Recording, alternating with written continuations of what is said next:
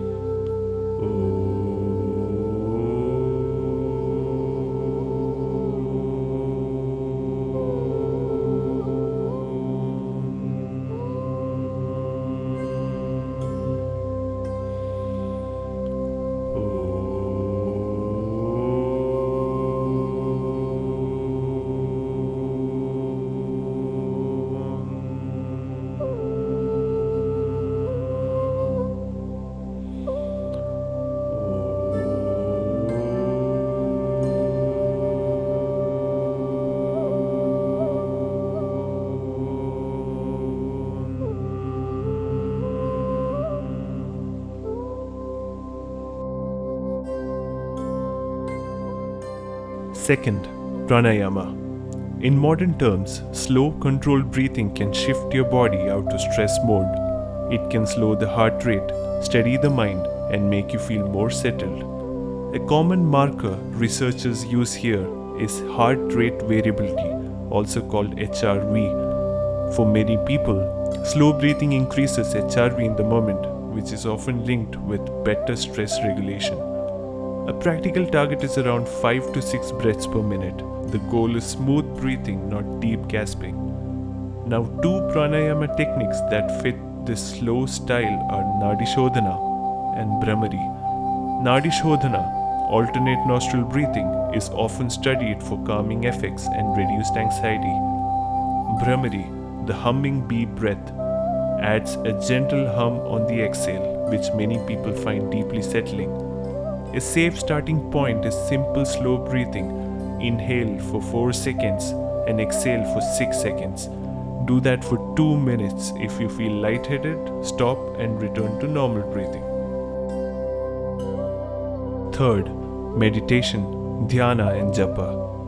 In Sanatan thought, the mind is compared to a restless lake. meditation is the process of making that lake still, not by force, but by steady practice. That is why yoga describes a progression. First you learn to hold attention, then attention becomes steadier, and over time it turns into a continuous flow. Now the science view. Meditation is attention training. You practice placing your focus on one anchor, like the breath or a mantra. When the mind wanders, you notice it and bring it back. That simple loop is the workout. This matches a classic progression described in yoga. First is deliberate concentration, where you keep returning your attention. Over time, it becomes more continuous and steady. That steadier phase is what people call dhyana. Modern brain research supports this idea in a practical way. During meditation, studies often find reduced activity in the brain's mind-wandering system. That is the part that pulls you into random thoughts and self-talk. Japa helps because it gives your mind a clear, repeatable anchor. The repetition reduces mental noise and makes it easier to return when you drift. Here is a simple practice. Set a timer for 3 minutes. Sit comfortably. Choose one anchor, breath or a mantra. When you notice you wandered, return gently without judging yourself.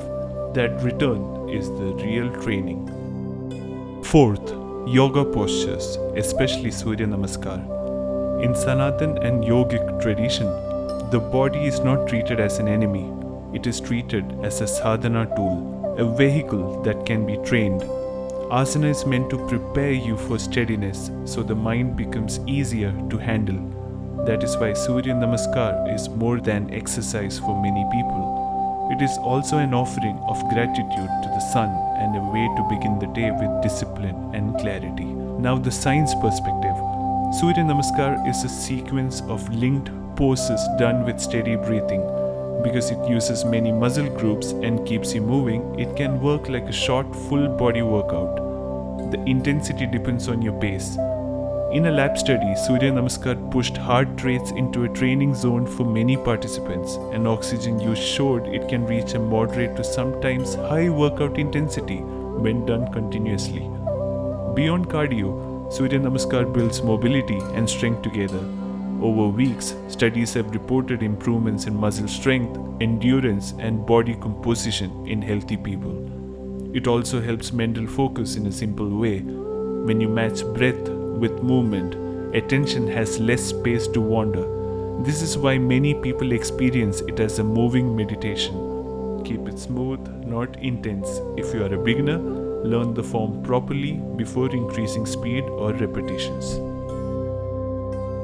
Fifth, Vrat or fasting. In Sanatan tradition, Vrat is not only about food, it is a vow. It is a structured way to train self-control, simplify the senses, and bring the mind into a cleaner rhythm. That is why fasting styles differ. Some people do Nirjala, which means no food and no water, like Nirjala Ekadashi. Some do Phalahar, where they take fruits, milk, curd, or simple Vrat foods. Others do a partial fast, like one simple meal and avoiding grains. Many people also follow specific days. Ekadashi comes twice a month on the 11th lunar day. Navaratri is a longer fasting period for 9 nights. Some people fast on Mondays or on Purnima as well. Now the science side. Fasting mainly works through time. When you keep a longer gap between dinner and breakfast, your body gradually shifts from recently eaten fuel to stored fuel. This is why time-restricted eating is the most practiced modern version of Vrat for many people. A safe starting point is simple. Keep a 12 to 14 hour overnight gap, drink enough water, and do not turn breakfast into a feast. And a safety reminder, fasting is not for everyone. If you are diabetic, underweight, have a history of eating disorders, or are on medications that depend on meals, take medical advice before trying it. Sixth, Pradakshina, also called Parikrama. In Sanatan practice, Pradakshina means walking clockwise around a deity, the sanctum, or even a sacred tree. You keep the shrine on your right side as you move, as a sign of reverence. Even the word points to this idea. It is commonly explained as moving forward while keeping to the right. Traditionally, it also carries symbolism. You place the divine at the center and you let your actions revolve around that center. Some people do 1 or 3 rounds in a temple. Some do longer parikramas while walking around a sacred hill. Now the science lens is simple. Pradakshina looks a lot like walking meditation.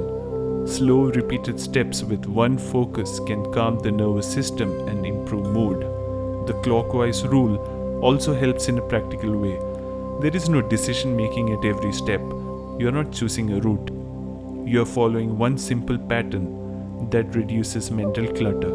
The temple environment adds to it because it naturally lowers distractions, so attention turns inward more easily. If you want a simple practice, do one slow round. Keep the phone away. Keep your breath steady. Let each step be deliberate. You will often notice the mind becomes quieter, not because of a magical claim, but because movement, rhythm, and attention are working together. 7th, Aarti and devotional singing. In Sanatan practice, Aarti is worship through light, song, and rhythm. A lamp is waved before the deity while everyone sings. Often there are bells, small cymbals, or drums, and the whole space becomes one shared rhythm. Now the science lens. Rhythm does something very practical to the mind and body. When you sing in a steady beat, your breathing naturally becomes more regular. Regular breathing helps the body settle. That is one reason bhajans and aarti can feel calming even after a stressful day. Light also matters. A warm flame in a dim space becomes a gentle focal point. When the eyes stay on one steady point, attention stops jumping around. So Aarti becomes a simple attention anchor, like a moving meditation. There is also a social effect. Singing together creates a sense of belonging. When people move and sing in sync, it reduces the feeling of isolation and lifts the mood. That is not just devotion, it is how humans are wired. If you want a simple practice, keep it short. 1 diya, 1 minute of Aarti or any prayer song you like, and then 1 full minute of silence. Do it consistently and notice how your mind responds over time. 8th, ringing the temple bell. In many temples, the bell is the first thing you touch before prayer.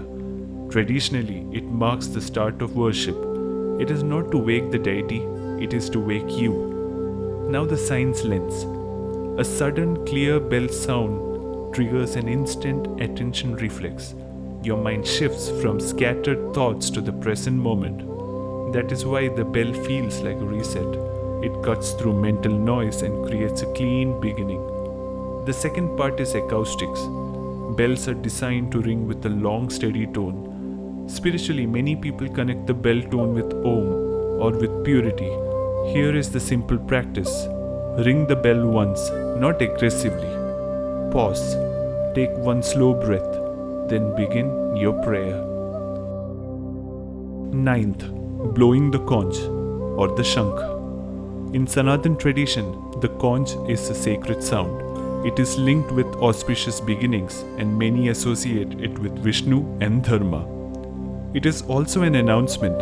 It signals that worship is starting and it pulls everyone's attention into one moment. Now the science lens.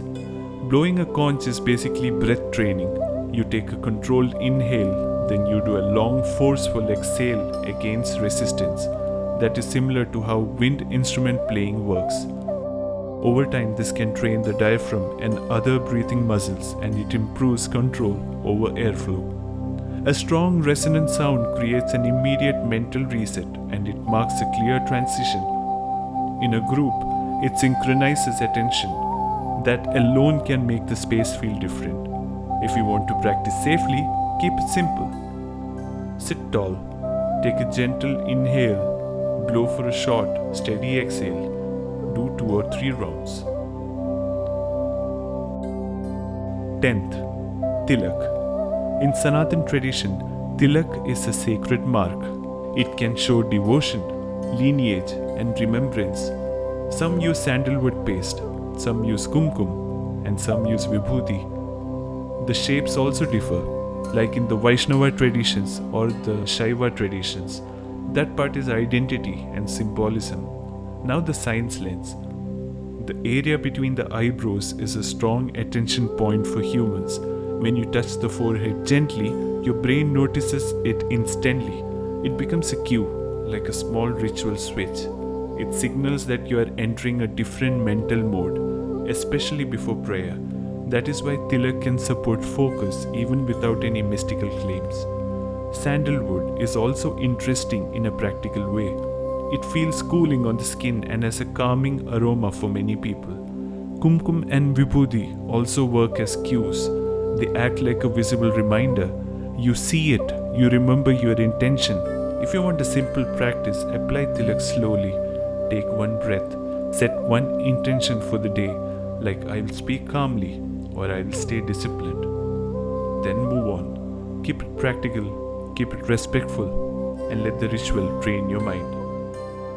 So, that is the science of Sanatan in a balanced way. Some parts have research support, especially around breath, attention, movement, and stress. Some parts will always remain faith, symbolism, and lived experience. And that is not a weakness, it is simply honest. If you want to start small, just pick one practice from this list and do it daily for 7 days. Keep it simple, keep it safe, and observe how it changes your mood, focus, and discipline. I know I did not cover everything. This was just part 1. If you want part 2 with the rest 10 practices, comment part 2 and tell me what you want included. I will keep it balanced, what evidence supports and what stays faith without exaggeration. If this video helped you, save it and share it with someone who wants a balanced view. And if you follow any of these practices, tell me in the comments which one you want me to cover in detail next. Thank you.